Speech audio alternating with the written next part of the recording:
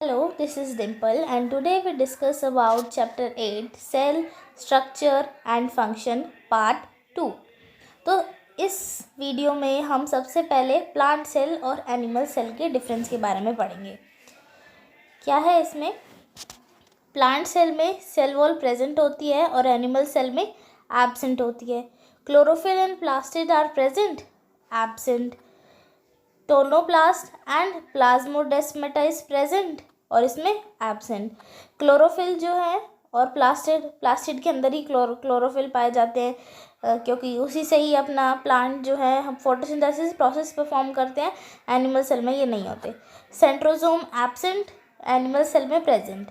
Nucleus is at periphery, nucleus is at centre. Lysosomes are less in number, lysosomes are large in number। large vacuoles, small vacuoles। ठीक है, ये है plant cell और animal cell का diagram. ये देखिए, इसमें क्या है, वैक्यूल जो है वो लार्ज है, इसमें ये रहा, ये है वैक्यूल, ये सारा वैक्यूल है, ये लार्ज वैक्यूल है। इसमें आपको बिल्कुल स्मॉल वैक्यूल दिखेगा। न्यूक्लियस, सीटोप्लाज्म, ये रहा एंडोप्लाज्मिक रेटिकुलम है, माइटोकॉन्ड्रियन, ये राइबोसोम्स हैं, lysosomes, peroxisomes, centriole, plasma membrane, microvilli, Golgi apparatus, this is smooth endoplasmic reticulum, nuclear envelope, nucleus, और इसमें ये स्मूथ एंडोप्लाज्मिक रेटिकुलम, यहाँ पर प्लाज्मोडेस्माटा, ये वाली छोटी जो रेड डॉट्स हैं, rough endoplasmic reticulum, microtubule, nucleus, ये पूरा इसका डायग्राम है। नेक्स्ट हम पढ़ते हैं सेल मेम्ब्रेन और प्लाज्मा मेम्ब्रेन के बारे में। It is composed of lipids that are arranged in bilayer. ये जो है ये लिपिड से बनता है जो बाई लेयर में अरेंज होती हैं, 2 लेयर होती हैं लिपिड्स की। The lipid component is mainly comprised of phosphoglycerate। जो लिपिड कंपोनेंट है वो फॉस्फोग्लिसरेट से बना होता है। जैसे कि ये एनसीईआरटी का डायग्राम है, तो ये लिपिड्स होंगे, ये इस तरह से ये लिपिड्स होंगे, ये बीच में एक इंटीग्रल प्रोटीन होगा, यहाँ पर लिपिड्स होंगे, ये ऐसे ये बाई लेयर में अरेंज होते हैं जो कि फॉस्फोग्लिसरेट से बनती हैं। यहाँ पर कुछ प्रोटीन्स होंगे, ये इसका हेड पार्ट होगा, ये टेल पार्ट होगा, ये इस तरह से बने होंगे, ये head part, tail part. Later it was found that proteins भी प्रेजेंट होते हैं। उसके बाद ये मिला कि इसमें प्रोटीन्स भी प्रेजेंट होते हैं। Ratio of proteins and lipids varies in different cells. अलग अलग सेल में प्रोटीन और लिपिड का जो रेशियो होता है वो डिफरेंट सेल्स में अलग अलग होता है। मेम्ब्रेन प्रोटीन में भी इंटीग्रल और पेरिफेरल, इंटीग्रल भी हो सकता है और पेरिफेरल भी हो सकता है। इंटीग्रल प्रोटीन जैसे कि यहाँ देखिए, ये जो इंटीग्रल प्रोटीन होते हैं जो ऊपर से इसमें ही एम्बेडेड होते हैं, ऊपर से लेकर नीचे तक, और पेरिफेरल प्रोटीन होते हैं जो ऊपर, उसके ऊपर प्रेजेंट होते हैं। मेम्ब्रेन प्रोटीन में भी इंटीग्रल और peripheral. Integral protein remains buried in membrane but peripheral proteins lies on surface पे लाई करते हैं। Singer and Nicolson 1972 proposed fluid mosaic model. ये जो आपने पीछे इसका डायग्राम देखा था, ये सिंगर एंड निकोलसन ने ही बनाया है, fluid mosaic model of plasma membrane.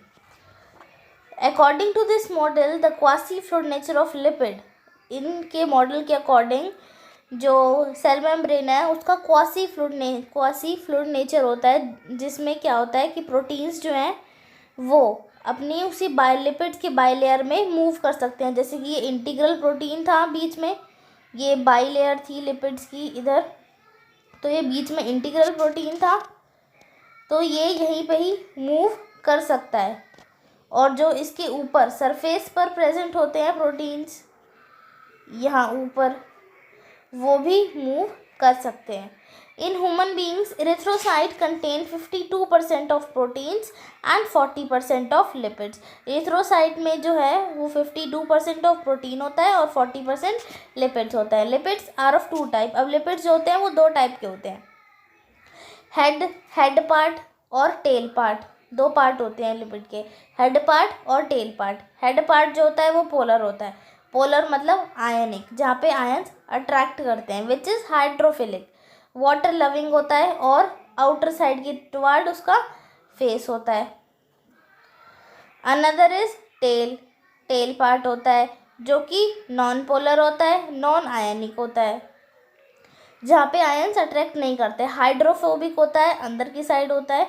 Water heating होता है और and present towards inner side, अंदर की तरफ प्रेजेंट होता है. जैसे कि ये है लिपिड, ये इसका हेड पार्ट हो गया, बाहर की साइड फेस कर रहा है, ये आउटर साइड. ये यहाँ से टेल पार्ट होता है, ये हाइड्रोफिलिक होता है और ये वाला हाइड्रोफोबिक होता है.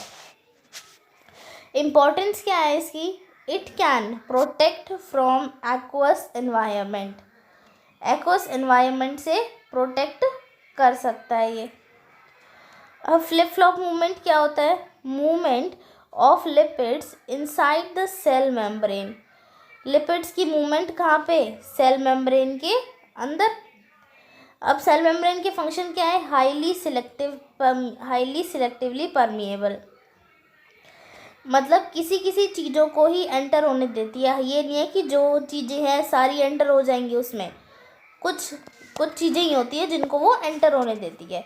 शेप, सेल को शेप देती है, सेल को प्रोटेक्ट करती है, सिक्रेशन में हेल्प करती है, एंजाइम्स की और बाकी और चीज़ों की सिक्रेशन में हेल्प करती है. न्यू सेल्स की फॉर्मेशन में हेल्प करती है. फॉर्मेशन ऑफ इंट्रासेलुलर जंक्शंस बनाने में हेल्प करती है. एंडोसाइटोसिस में हेल्प करती है और ट्रांसपोर्टेशन में भी हेल्प करती है. अब हम पढ़ेंगे कि ट्रांसपोर्टेशन दो टाइप की होती है. ट्रांसपोर्टेशन में तो हेल्प करती है. कैसी ट्रांसपोर्टेशन होगी इसके बारे में पढ़ रहे हैं अब हम. एक ट्रांसपोर्टेशन होगी एक्टिव और दूसरी ट्रांसपोर्टेशन होगी पैसिव. दो टाइप की होती हैं. The transport involves an expenditure of energy by the cells. इसमें क्या होगा? एनर्जी का खर्च होगा.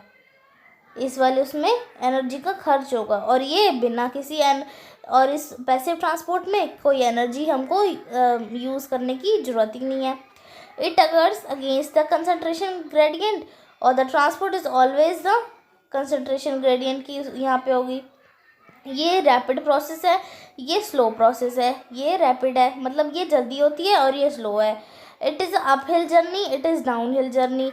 ये अपहिल जर्नी है मतलब कि स्लो से आप हाई की तरफ मूव करेंगे, कम से ज़्यादा की तरफ. और ये डाउनहिल जर्नी है मतलब हाई टू लो मूव करेंगे इसमें हम. पैसिव ट्रांसपोर्ट के बारे में पढ़ते हैं. It is incomplete transport. Incomplete transport होता है और एक्टिव क्या होता है? कंप्लीट ट्रांसपोर्ट होता है. अब पैसिव ट्रांसपोर्ट भी तीन टाइप का होता है, सिंपल डिफ्यूज़न, फैसिलिटेटेड डिफ्यूज़न और ऑस्मोसिस. सिंपल डिफ्यूज़न में क्या होता है? In simple diffusion presence and absence of cell membrane does not matter. जो सेल मेम्ब्रेन है उसकी प्रेजेंस या एब्सेंस मैटर नहीं करती, मतलब चाहे वो हो या ना हो, डिफ्यूज़न तो होगा. No carrier proteins are there. Carrier proteins भी नहीं होते. In facilitated diffusion presence of cell membrane matter करती है and help with the carrier proteins. Carrier proteins की हेल्प भी इनको चाहिए ही चाहिए होती है. ऑस्मोसिस में क्या होता है? सिर्फ लिक्विड पार्ट का डिफ्यूज़न होता है. In osmosis there is only diffusion of liquids in presence of cell membrane. जो ऑस्मोसिस है वो एक टाइप का सिंपल डिफ्यूज़न है. एक टाइप का क्या है? सिंपल डिफ्यूज़न है. पर इसमें क्या होता है? जो लिक्विड की डिफ्यूज़न होती है और सिंपल डिफ्यूज़न में सॉलिड की भी हो जाती है और लिक्विड की भी हो जाती है. इसमें सेल मेम्ब्रेन की प्रेजेंस मैटर करती है. लाइसोसोम्स क्या होते हैं? It is membrane bound cell organelle. Eukaryotic होता है, मेम्ब्रेन बाउंड है, इसका मतलब क्या होगा? यूकैरियोटिक होगा, जो सारे सेल्स में मिलता है. Form during the packaging process of Golgi bodies. जब गोल्गी बॉडीज़ का फंक्शन होता है कि वो पैकेजिंग का काम करती है, तो उसके पैकेजिंग प्रोसेस के ड्यूरिंग लाइसोसोम्स का फॉर्मेशन होता है. It contains hydrolytic enzymes which helps in break down of large food into small. ये हाइड्रोलाइटिक एंजाइम्स कंटेन करता है जो क्या करते हैं, लार्ज फूड को स्मॉल में कन्वर्ट कर देते हैं। एक है हाइड्रोलाइटिक एंजाइम का नाम है प्रोटीएसिस, वो क्या करता है, प्रोटीन्स की ब्रेक डाउन करता है। सेकंड है एमाइलेसिस, एमाइलेसिस क्या करता है, कार्बोहाइड्रेट की ब्रेक डाउन करता है। किसकी करता है, कार्बोहाइड्रेट की। लाइपेसिस क्या करेगा, लिपिड्स की ब्रेक डाउन करेगा। न्यूक्लियसिस न्यूक्लिक एसिड की ब्रेक डाउन करेगा। और its function is help in intracellular digestion, अंदर की जो डाइजेशन होती है उसमें ये हमारा हेल्प करता है। नेक्स्ट हमारा पार्ट है vacuole. It is a cell membrane single membrane structures and its membrane is known as tonoplast.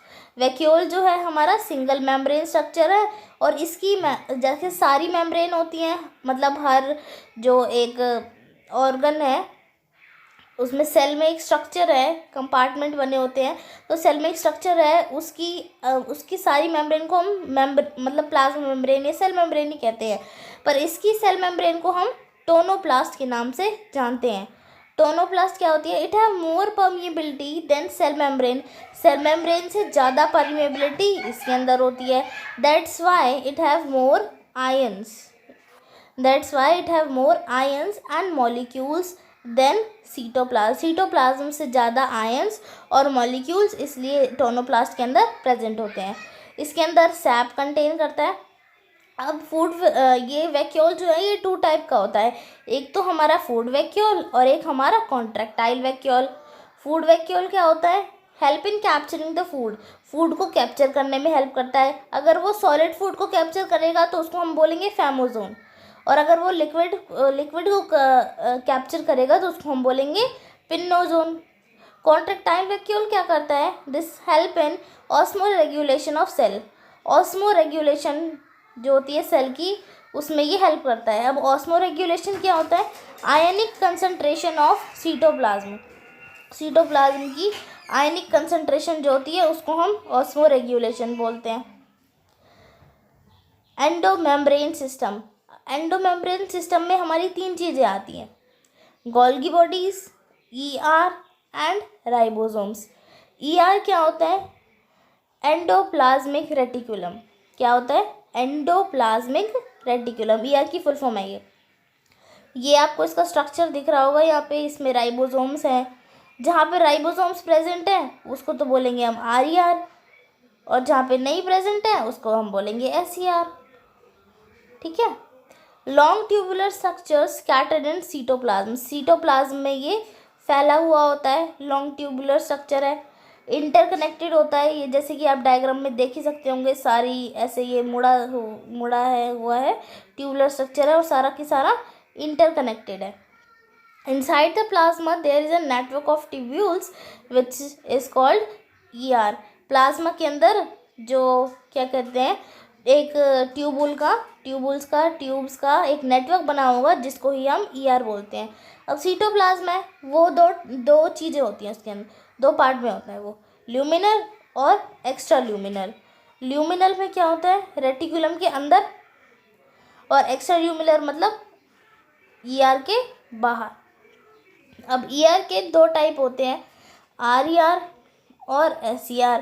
RER का मतलब होता है रफ एंडोप्लाज्मिक रेटिकुलम और SER का मतलब होता है स्मूथ एंडोप्लाज्मिक रेटिकुलम। जैसे कि पिछले में दिख रहा होगा यहाँ पे राइबोसोम्स, ये इधर रफ एंडोप्लाज्मिक रेटिकुलम, यहाँ पे क्या है, राइबोसोम्स प्रेजेंट हैं, ये रफ सरफेस हो गया क्योंकि जहाँ पे दूसरी चीज़ रखी हुई है। स्मूथ एंडोप्लाज्मिक रेटिकुलम में कुछ भी नहीं होता, ये मतलब राइबोसोम्स प्रेजेंट नहीं होते यहाँ पर। RER के में क्या है, इट कंटेन राइबोसोम्स, राइबोसोम्स होते हैं इसके अंदर, फाउंड इन दो cells which synthesise the proteins frequently, उन सेल में मिलता है जो प्रोटीन को बहुत जल्दी सिंथेसाइज करती हैं। साइट ऑफ प्रोटीन सिंथेसिस, क्योंकि वहीं पे ही तो पाया जाएगा जहाँ पे प्रोटीन मिलेंगी, इसीलिए यह प्रोटीन सिंथेसाइज में की साइट होती है। SER do not contain ribosomes, site of lipid synthesis, lipid synthesis में हेल्प साइट होती है यहाँ पे। In animals it secretes lipid like steroidal hormone, animals में ये एक lipid like steroidal hormone secrete करता है। Note, RER is found in continuous of nuclear membrane.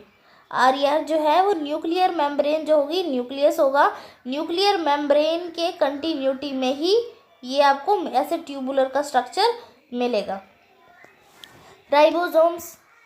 Ribosomes are discovered by Palade. George Palade के द्वारा राइबोसोम्स को discover किया गया था, इसीलिए इसको पेलाडे पार्टिकल्स भी बोलते हैं। प्रोटीन फैक्ट्रीज है, क्योंकि आरईआर में हमने पढ़ा था राइबोसोम प्रेजेंट होते हैं, साइट ऑफ प्रोटीन सिंथेसिस होती है, इसलिए राइबोसोम्स क्या है, प्रोटीन फैक्ट्रीज है। Chemical composition is ribonucleic acid and proteins. इसकी केमिकल कंपोजिशन में क्या क्या आते हैं, राइबोन्यूक्लिक एसिड और proteins. Known as rRNA, rRNA भी बोलते हैं राइबोसोम्स को। प्रोकैरियोटिक सेल्स में 70S पाए जाते हैं और यूकैरियोटिक सेल्स में 80S राइबोसोम्स पाए जाते हैं। अब हमको ये क्वेश्चन अराइज होगा कि ये एस है क्या चीज़। एस स्यूडबग यूनिट है। सेडिमेंटेशन कोफिशिएंट है। सेडिमेंटेशन क्या होता है, density and size of number. ये हमारे राइबोसोम्स का डायग्राम है। ये लार्ज सब यूनिट है, ये स्मॉल सब यूनिट है। उसके बाद ये इसको पूरा स्ट्रक्चर दोनों कंबाइन होंगे, लार्ज सब यूनिट और सब यूनिट, इसको हम राइबोसोम्स बोलेंगे। Thank you. Please like my video, share my video and don't forget to subscribe my channel. Thank you.